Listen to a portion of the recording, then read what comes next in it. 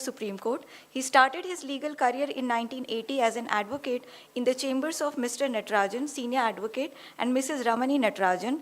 He later joined the office of Subbaraya Iyer, Padmanabhan and Ramani, where he practiced income tax and central excise custom laws. He set up independent practice in 1984 and appeared primarily before the Madras High Court on its original appellate and writ sides. Throughout his career, he has also represented clients in bilateral investment treaty and international commercial arbitrations.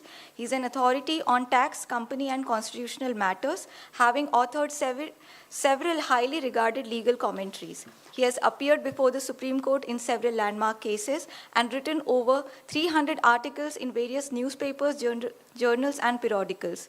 He has been a visiting faculty at several institutions and is the founder trustee of the Palkhivala Foundation, as well as a founder director of the Nani Palkhivala Arbitration Center. With this brief introduction, I would like to request our chief guest, Shri Arvind Datar, to address our esteemed audience on the topic, Forgotten Struggles to Save the Constitution.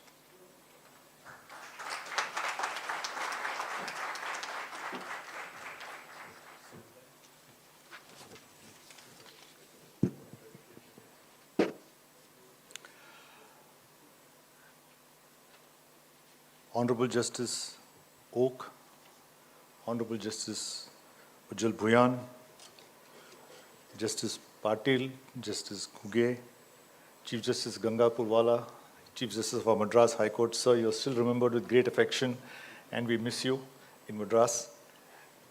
Sitting judges of the Bombay High Court, retired judges, dignitaries in the audience, and most important, my young friends. When I was invited to speak, I thought the best thing is to speak on the 75th year of our Constitution. Sometime back at Hyderabad, I spoke on the Constitution looking back, looking forward, because 75 years is a very important landmark year, and for more reasons than one. Professor Tom Ginsburg is a professor of the University of Chicago. He has come to Delhi more than once.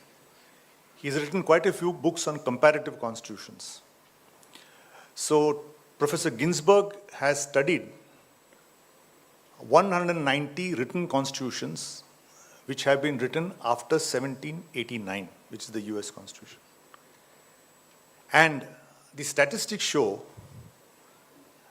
that over the last 200 years, the average life of a constitution has been 17 years, 17 years. The longest constitution is the US Constitution of 200, and we are the next at 75. So it is something to be remarkably proud of, as Justice Bhuyan said, something to be treasured, something to be cherished, something to be built upon. Now, it is often commented that this Constitution of India is a copy of Government of India Act and we just added something. I beg to differ. If you see the Constituent Assembly debates, now they are available on the net. You can go and choose a particular date, and on that date you'll get what were the debates. The Constituent Assembly started the task of drafting the Constitution on 2nd November 1946. The draft was finally ready and presented by Dr. Ambedkar on the 26th of November 1946, which is now Constitution Day. On that day, the bill was adopted and the House adjourned to 26 January 1950, when India became a republic. So the Constitution took 2 years, 11 months, and 17 days to be prepared, and that's the statement of Dr. Ambedkar. And if you see the debates, you will find that as many as 7,635 amendments were proposed by various members. The Constituent Assembly was selected on the basis of 1 member per million population. There were representations from the princely states and so on. Of course, Pakistan, when the Muslim League decided to boycott, that's a different story. But in the end, what I'm trying to say is the Constitution which has been drafted is the work that is the result of profound hard work, serious debate, deliberations, and finally, clause by clause, it was taken into account. So out of 7,635 amendments, 2,473 were adopted, amended, etc. And if you see the debates, they have gone to the constitutions of United States, Canada, Australia, Ireland, Japan, and then this constitution has been drafted. And when we look back at 75 years, the last thing we should do is to take it for granted. We must be proud of it, and I'm glad that we started today with inaugurating the plaque of the preamble. And Justice Bhuyan referred to the basic structure. In my view, the Constitution has celebrated 75 years, and because of the basic structure, we will definitely reach the centenary celebrations. That's a guarantee.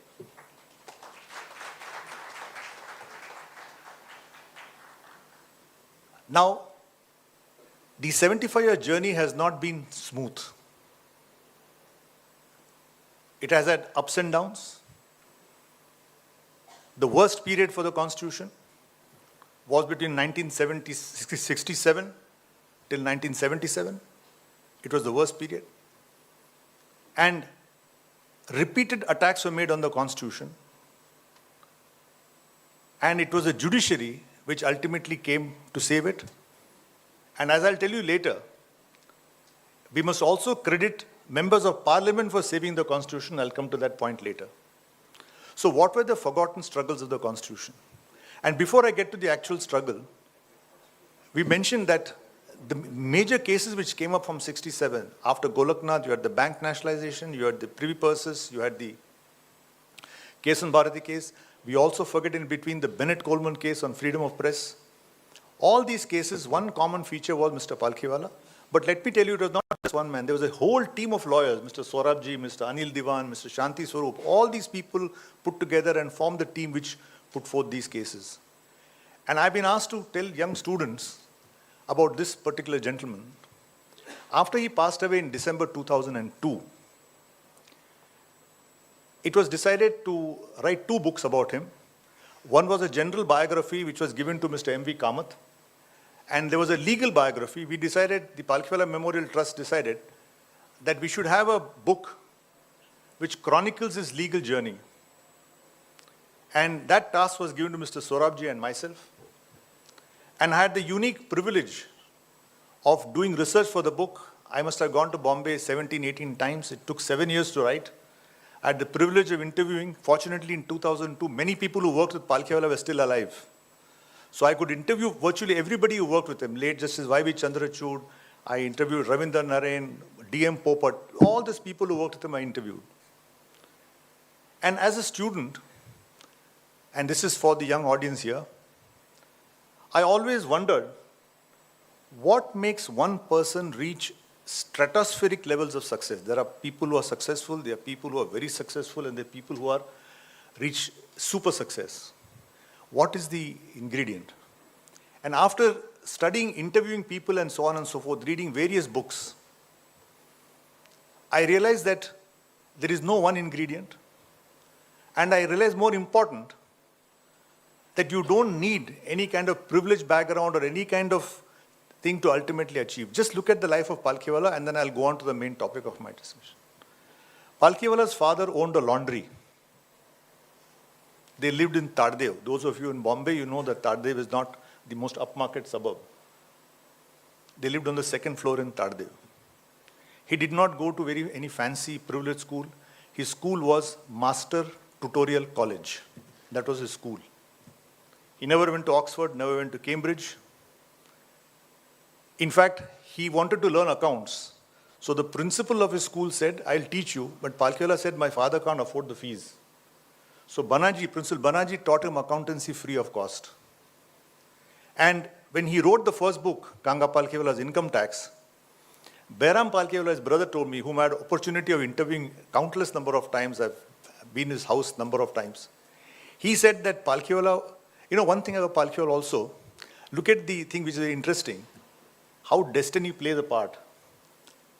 Palkhivala he stood first in the metric. He got, not in the board, but he got highest marks in English in matriculation.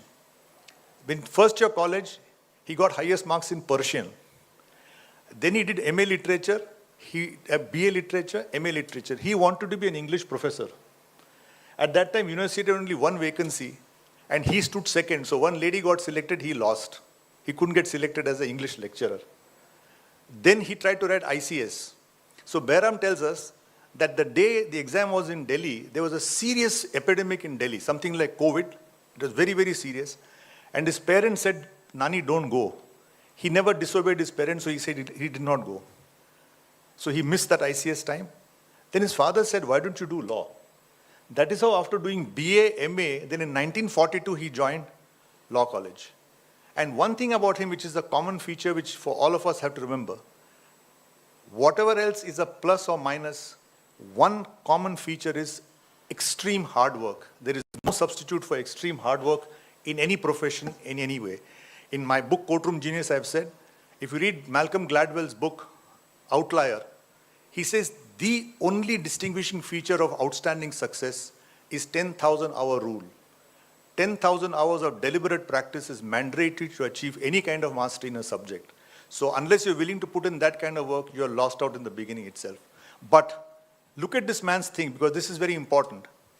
He stood first in LLB, standing first in all the 6 examinations, stood first in second LLB, and also stood first in Advocate OS exam, standing first in each and every paper. And after that, he rose to great heights. Within 3 years of he joined the bar in 46, he started practicing.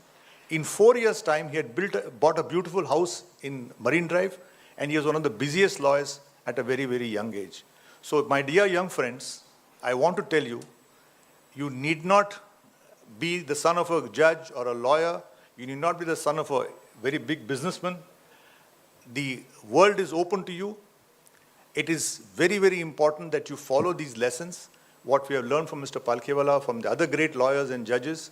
And I can just assure you before I go on to my lecture that the only handicap you have got is what you place on yourself. The world is your... You see the great lives. You take this Gukesh chess player. Where has he gone at the age of 18? See Arunima Sinha, 2 legs cut, she climbs Mount Everest. So ultimately, where you will reach is for you to set the limit. It's limitless. Only thing is, the higher the goal, the greater the work. As my seniors used to say, if you want to do the Olympics, you must do Olympic level of training. You want to play in the district tournament, that is your choice. The choice is yours. But I'll conclude by telling all my young friends, 2 things my senior told me which I'll share with you. First, he said, when you join the profession, just remember that money is a byproduct. If you chase money, you will neither get professional success nor money, you will fall by the wayside. And secondly, he told me, son, doesn't matter what you do. If you're going to be a cobbler, be the best cobbler in the country. So if you decide to be a criminal lawyer, a civil lawyer, a tax lawyer, just make sure that you be the possible best in that particular field. It's just a question of applying. And your generation is so lucky. Our generation did not have internet. We did not have anything.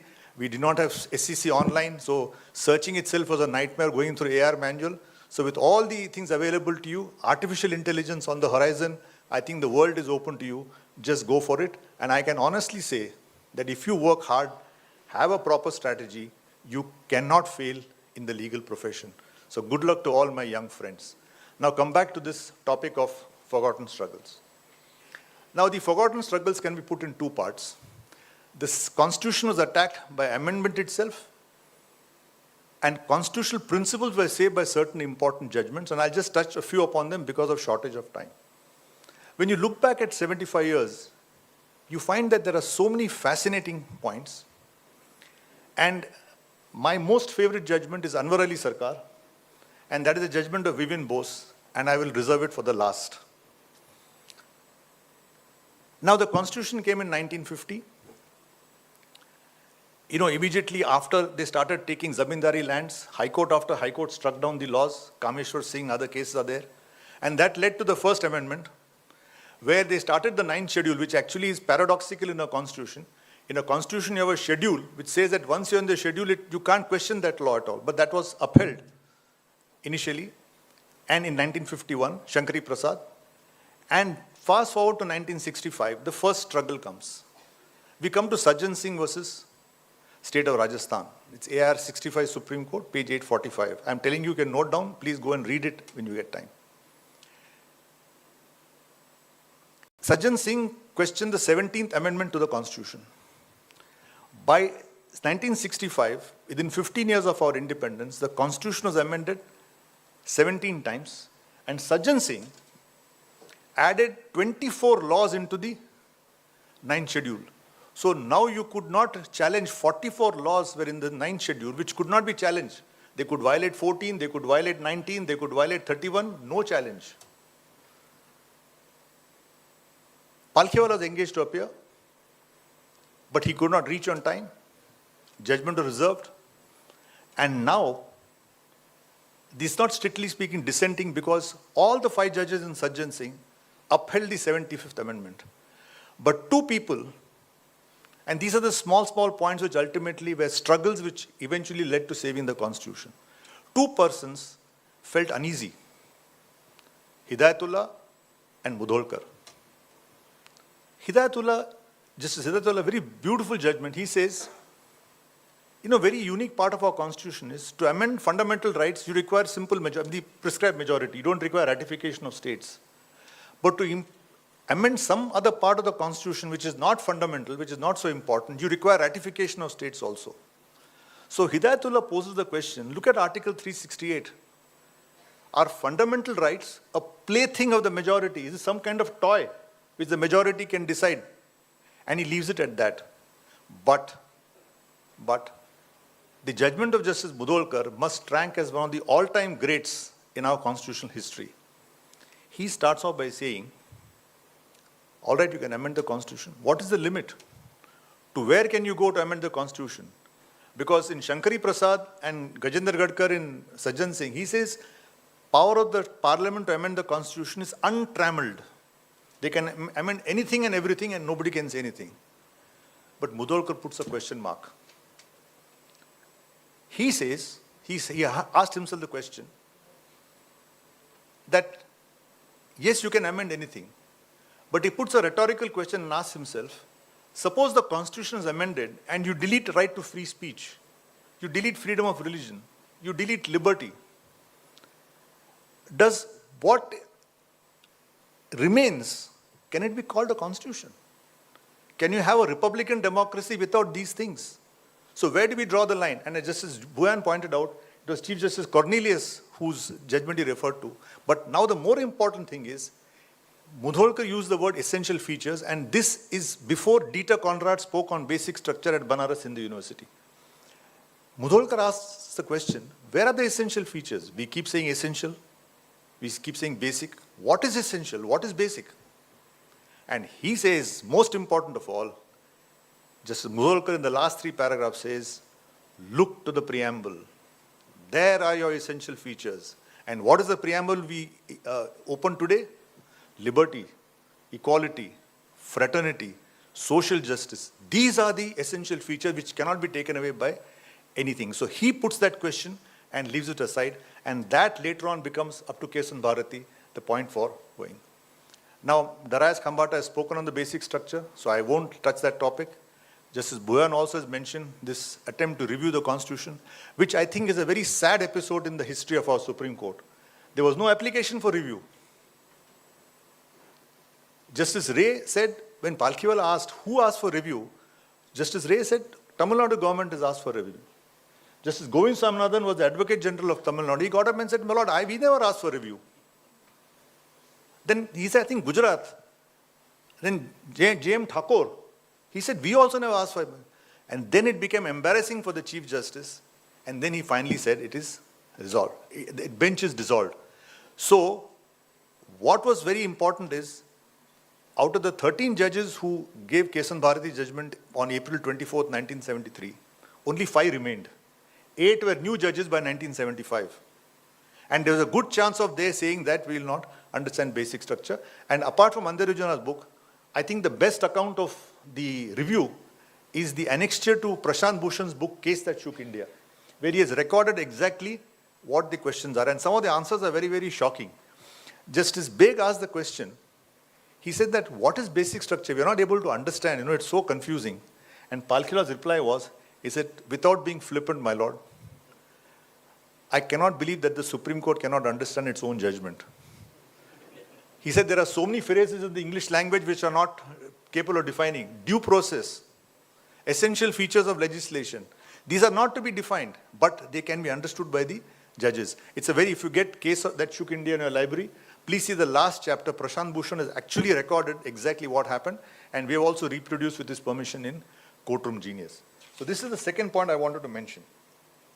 Other point I want to touch upon, which you have also touched upon, is Justice Khanna's dissent in ADM Jabalpur. And I'll tell you a small story. When I was interviewing various people, one question was, Palkhivala argued so many cases, where was he in Jabalpur? Why didn't he go? So for some reason he could not make it. And Mr. Sorabji told me that he, Soli Sorabji and somebody else, was two names from lawyers from Bombay, they were sitting and talking, and they were saying that this particular judgment is there. And Palkhivala's statement was this, which Mr. Sorabji remembers. He says, bench mein kaun hai? In Gujarati. So he said it is Ain Ray, Beg, Chandrachud, Bhagwati and Khanna. So Palkhivala's comment was, Ray and Beg will hold in favor of the government. Look at history. Bhagwati and Chandrachud in Gujarati, they will definitely support liberty. They are Bombay judges. They will not say this. And he used the word, Justice Khanna, dark horse che. Dark horse che. We don't know which way he'll go. Because in Kesan Bharati, he had gone and supported this, though he supported him, his very word was, H.R. Khanna, dark horse che. And he tells me that later, the day the judgment came, Palkhivala was in Bombay House in his office, and they got a telex. In those days, they used to get the telex messages. And it was a stunned silence when they knew that four, including Chandrachud and Bhagwati, had supported the, what they're saying that no rights can be enforced in the emergency, and H.R. Khanna had dissented. Now, I'll tell one more of the students. You please listen to your lecturers and classrooms. But the real treasures of the law are on these judgments. And I would request you that read the judgment of Hidayatullah, read the judgment of Mudholkar, and read the judgment of H.R. Khanna in ADM Jabalpur. It's the last part. How he traces liberty to Magna Carta, as Justice Bhuyan pointed out, that no, Constitution doesn't give us liberty. It inheres in every person. And the way he goes it, you almost get to tears that this is a man, there is an emergency, all the rights are suspended, nobody can protest anything, and he writes his judgment. And talking of emergency, I was studying in the Ruya College when emergency came. I still remember that day vividly. Indian Express editorial page was blank. And Times of India had an obituary saying, death of democracy, D''mocracy, son of liberty and equality. This was the obituary in the Times of India on the day emergency came. And all of us in college felt that this is the end of the day, we are going to become a dictatorship. But then ultimately, God intervened. We had the elections in 1977. Because I believe, from what I studied when I was writing Palkhivala's book, was that the Intelligence Bureau felt that Mrs. Gandhi felt she get a thumping victory. She called for the elections, but as you know, the rest is history. Now, so I mentioned that one struggle was to save the amending power, to say that, look, there's something beyond which Parliament cannot go. Mudholkar started it. Golaknath went to the extreme, and finally Kesan Bharati became a blessing, and now it is the law of the land. Two other heroes, which I must mention, apart from H.R. Khanna, is Subbarao. And one more judgment I will beg you to read is his dissent in Khadak Singh. The unique feature of Anwar Ali and Khadak Singh is the petitioners were dacoits. They had extremely bad track records. But what is the greatness of these judgments is they rose above the bad facts of the case, had a constitutional vision, and Subbarao for the first time laid down that there is a law of privacy. You can't interfere in a man's house without authority of law, which later was affirmed by 9 judges in the privacy case. So in the struggles of the Constitution, I would give credit to Mudholkar, to Justice Khanna, to Justice Subbarao, and of course Bose I'll come to last. Now, I said that there is a unique way where the legislature saved the Constitution, and how did that happen? The worst amendment in the Constitution is the 42nd Amendment. Of course, the first prize goes to 42nd, second and third prize goes to the 40th and 41st Amendment Bill. 40th Amendment, 39th Amendment, of course, said all elections of the Prime Minister can't be challenged. But one bill which never went and got approved was, it said that the Prime Minister, President, Vice President, and Governor, they are immune from any civil or criminal action. So when the Kesan Bharati review came, Palkhivala said that if a governor commits a crime, a murder, and he's a governor for just one day, you can never prosecute him. That was the 40th Amendment, it was dropped. So, but for the basic structure, we would not be sitting here. I don't know if there'll be even an MNLU of Aurangabad to start with if the basic structure had gone at that point of time. We would have been finished as a democracy in no time. But how was the Constitution saved? The 42nd Amendment, now mind you, Sirwai argued for unlimited amending power. But he himself later realized the folly of that argument, and he called the 42nd Amendment a constitutional outrage. That's what he said. Now the 42nd Amendment said, what did the 42nd Amendment do? Just read the clauses. No High Court can decide on a validity of a central law. No law can be struck down except by a bench of 7 judges, but majority should be at least 5 out of 7. So virtually you make it impossible for the judiciary to function. 227 amended, 226A has added, so on and so forth. So virtually judicial review came to almost nothing. 1977 election, Janata Party came to power, and they proposed the 45th Amendment Bill to remove all the bad parts of the 42nd Amendment. Now there was a problem. The Janata Party had won the election, but they did not have majority in Rajya Sabha. So the bill would not have been passed. So Shanti Bhushan, in an excellent interview, he was the law minister, he called for a meeting, and for 2.5 days they sat down, and they said that instead of 42nd Amendment being challenged all over again, to the credit of the Congress, all fairness, they agreed to withdraw, agreed to support the bill, cancelling most of the objectionable clause of the 42nd Amendment. So our Constitution was restored to its old glory, not because of the judiciary fully, but because of the cooperation of all the legislature, all members of parliament who realized the dangers, and most of the things were brought back, except for 3 things. Now the 45th Amendment Bill could not go through partly, then they had to come back with the 45th Amendment Act. Congress said, we will not agree to few things. We will not agree to deleting sovereign, socialist, secular and socialist cannot be deleted. Article 368, 4 and 5 will continue. That is, no amendment can be challenged. And for some unknown reason, mysterious reason, they said that chapter on tribunals, 323A and 323B should not be deleted. God knows why they did that, what was the relevance of it, and now we are paying the price for that. But that was the point which was ultimately upheld. And so, ultimately, after the emergency, after Janata Party came to power, the only bad part remaining was 368.4 and 368.5, which said no amendment could be questioned. That was struck down by the Minerva Mills case, and ultimately Constitution came to the original part. So, due to paucity of time, I'm not going to some of the other parts of the Constitution. I would also tell the students, you heard Daraz Kambata speak on basic structure. The basic structure judgment is in 1973 4 SCC. The judgment starts at page 225. But the significance of that volume is not the judgment alone.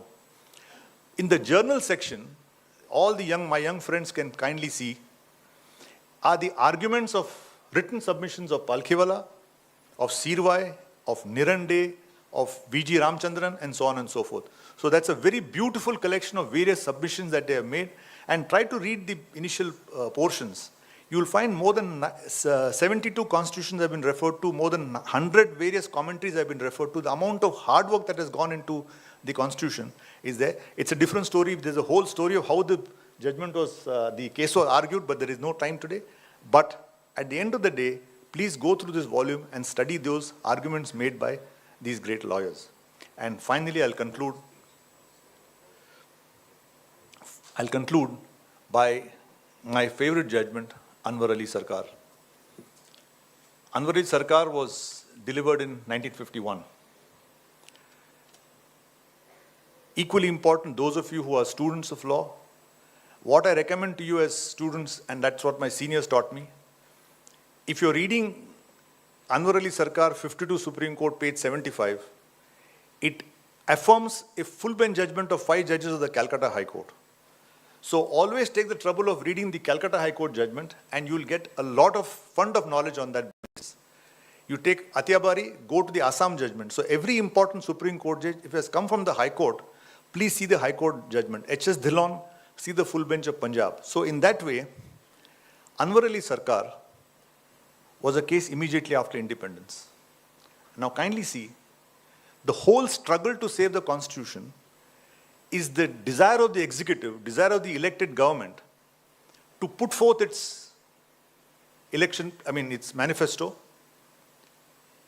to take executive decisions, to check terrorism, to check law and order. And they feel that any interference in that is basically a nuisance. And not only in India, but also in the UK. Winston Churchill used to call Lord Goddard, Lord Goddamn. He used to get so angry with Lord Goddard, used to call him Lord Goddamn. In one case, the British courts held one executive action to be wrong. One newspaper put the 3 judges, put the heads ulta, and called them 3 old fools. So, then it was one of the lords, I think, lords who came here, he came on a lecture, and he was asked, didn't you move contempt against them? So he said, no. I said, why? He said, they have said 3 old fools. We are 3, we are old. That is a fact. Fool is a matter of subjective satisfaction. You may think I'm a fool, I may think I'm intelligent, but just because you think I'm a fool, there's no contempt. But, he said, if they had said that the judgment was motivated by corrupt motives, then we would not have left them. So what I'm trying to say is, don't think that is something in India. All over the world, take Trump also. There's a constant tussle between what the executive wants to do and what the judiciary does. He wants to say that no child born will get the citizenship. That's been stated by the US courts. So this is a constant struggle. Now in this scenario, what is most important is what is decided by Justice Vivian Bose. Coming back to Anwar Ali Sarkar, a group of people, dacoits with bad antecedents, they raided a factory in Dum Dum, the Jessop factory in Dum Dum. They were known hardened criminals. The West Bengal Special Provisions Act gave a fast-track procedure to try them. Against the normal Code of Criminal Procedure 1898 at that time, there was a fast-track procedure. Section 5(1) alone was struck down by the West Bengal Calcutta High Court. It came to the Supreme Court. So it is State of West Bengal versus Anwar Ali Sarkar. Out of 5 judges, Patanjali Shastri dissented. He said, I don't agree, the whole law is valid. Remaining 3 said that Section 5(1) has to be struck down on certain grounds.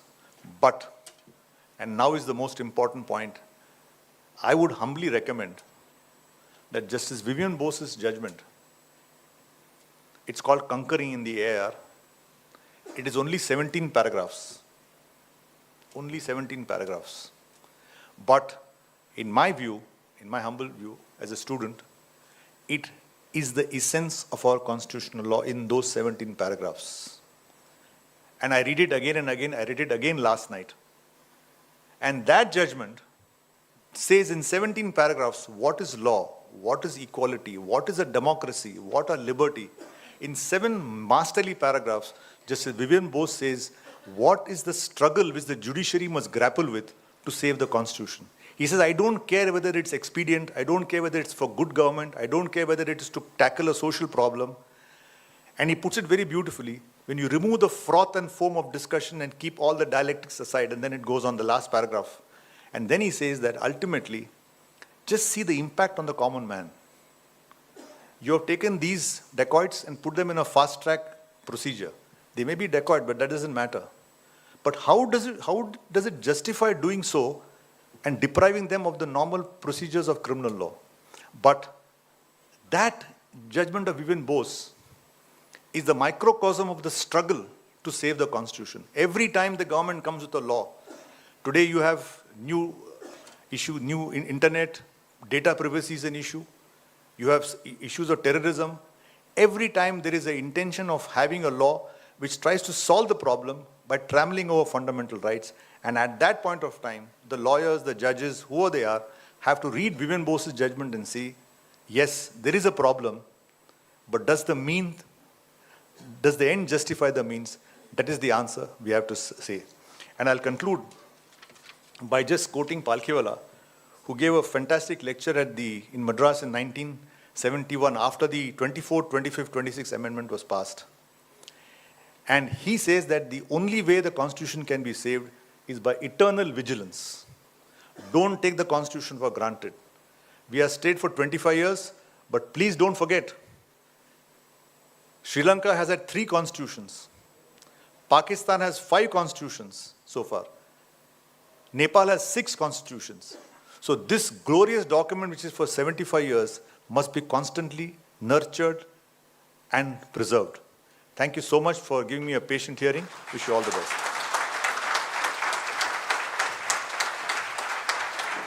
Thank you so much, sir, for igniting the young minds of this university with your inspirational address and giving us a sneak peek into the forgotten struggles to save the Constitution. And now, due to paucity of time, we may not be able to have the Q&A session. So, without further ado, I would like to request our respected registrar, Professor Dr. Dhanaji Jadhav, to propose a vote of thanks.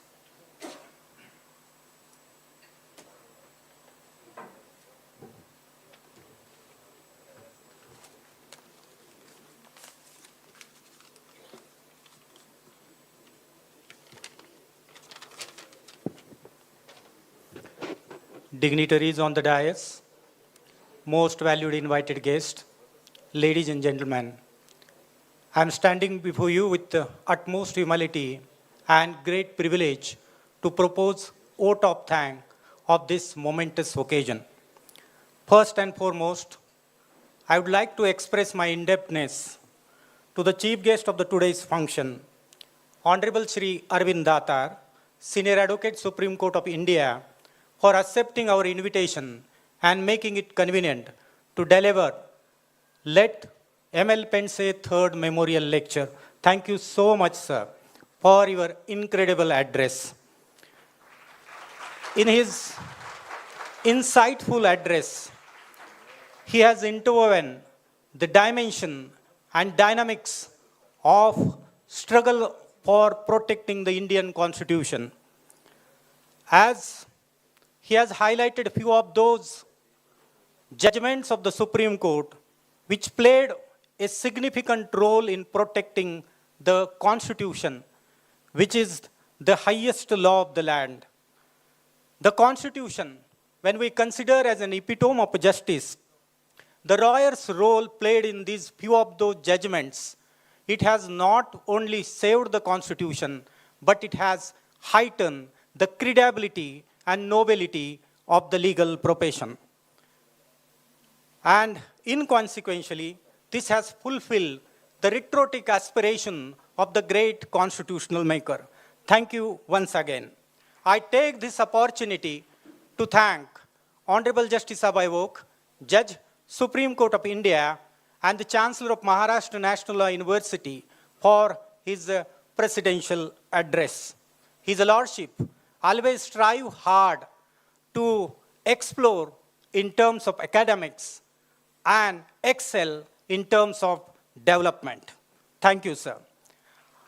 I take this opportunity to thank Honorable Justice Ujjal Bhuyan, Judge, Supreme Court of India, and the member of the General Council for his special address. He has actually prepared the platform for this intellectual feast. Thank you so much, sir, for your words of studious excellency.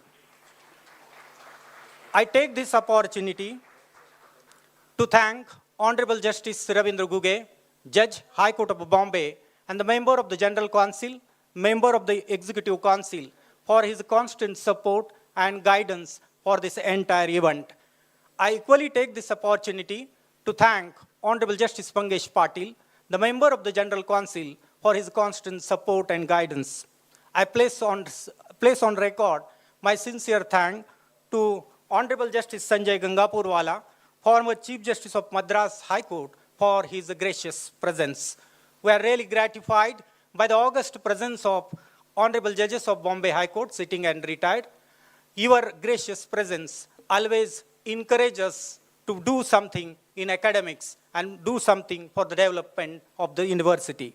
I take this opportunity to thank all designated senior counsels, member of the bar, government pleader and his entire team, president of Aurangabad Bar Association, secretary, all the academicians, including students of other institutions, principal of law colleges, various members of General Council, Executive Councils, and last but not least, I thanks to all my faculty members for their strenuous exercise since they were on their toes to execute and implement the entire function in a smooth manner. I place on record my sincere thanks to all my students coordinator. Last but not the least, I thanks to all my students for being with us with such overwhelming response. Thank you everyone for being with us. Have a nice day.